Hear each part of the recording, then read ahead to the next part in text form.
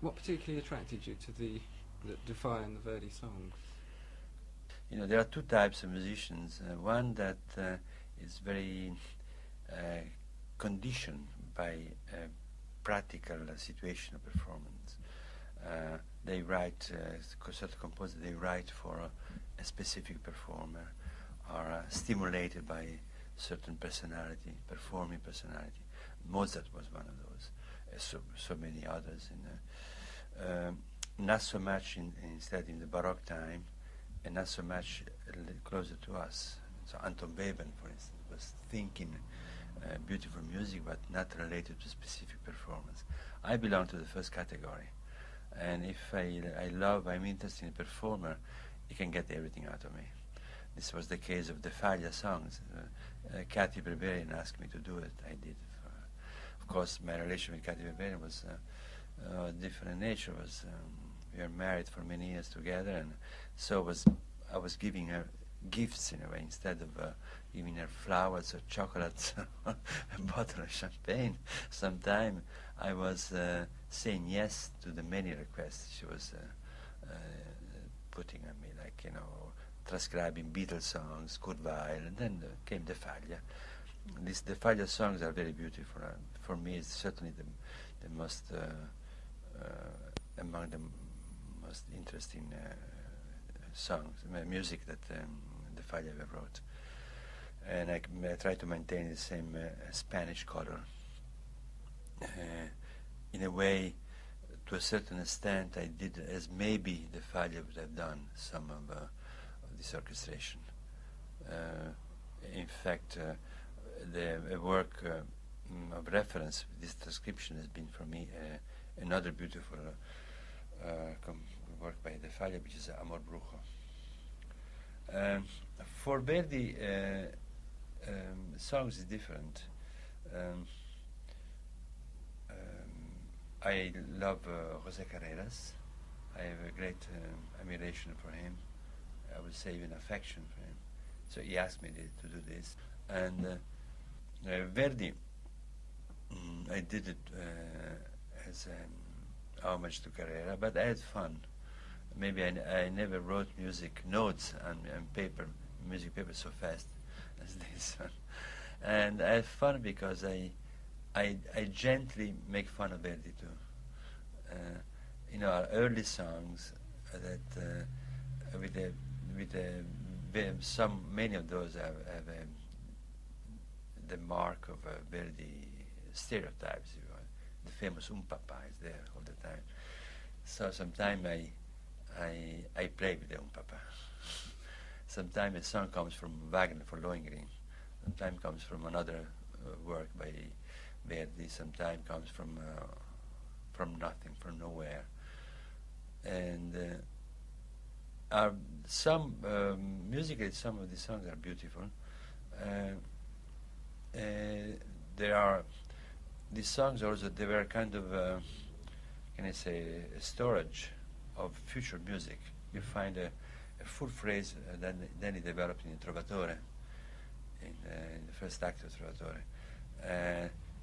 Other things you find again in Nabucco, and I forgot now where else. And then there's a very peculiar case of ante litteram quotation of Saint-Saëns, Sanson et Dalila. Mm-hmm. There's a little note by note, up to a certain moment, phrase, famous melody of Saint-Saëns. And of course Verdi wrote it before. But the harmony is not, the harmony is not so interesting, of course. So I used Saint-Saëns harmony on Weber. Actually, harmonically, very often I change Verdi's harmony. Sometimes very static, very primitive. And I did what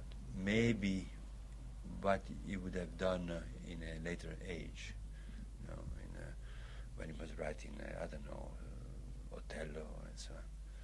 So you've taken a few liberties. You haven't remained exactly faithful to. No. I took artistic freedom. Yeah, quite liberal. Sometimes I invented line and orchestral line on top of the vocal line, which I didn't touch. The voices didn't touch. The only problem with these songs is that they are the words. The texts are so horrible, really. It's embarrassing. I don't know how could I touch this type of text. Anyway. Going back to the Divide, did you have to change any of the orchestrations that you'd previously done for Cathy Berberian for the tenor voice? Well, actually, I was surprised when Carreras insisted to perform and record this. I'm used to hear these songs sang by mezzo-soprano, Cathy, the old Conchita Supervia, or what is the name of the famous Spanish singer now? She's quite old, Berganza.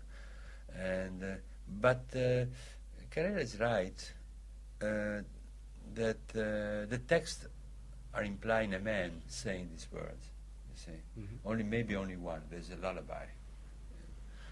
I don't see a Spanish man singing a lullaby. But otherwise, he's right. And of course, what you miss with the tenor voice, you miss the flamenco choral. The chest, to go from normal voice to the chest tone of the mezzo soprano. Tenor cannot do this, but very nice. I mean, a Spanish tenor is not so Spanish when he has to sing. Sometimes there is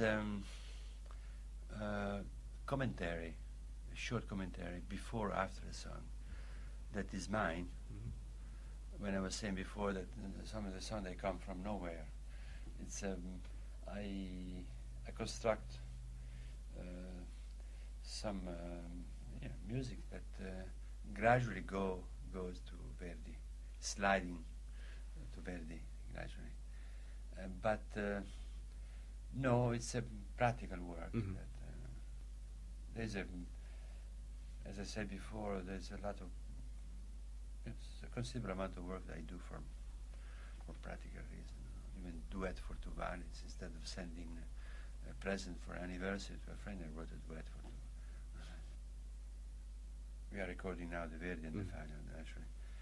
Next will be the Mahler transcriptions with Thomas Hampson, and my new work for orchestra, Continua, that I'm finishing now, is for the Chicago Symphony.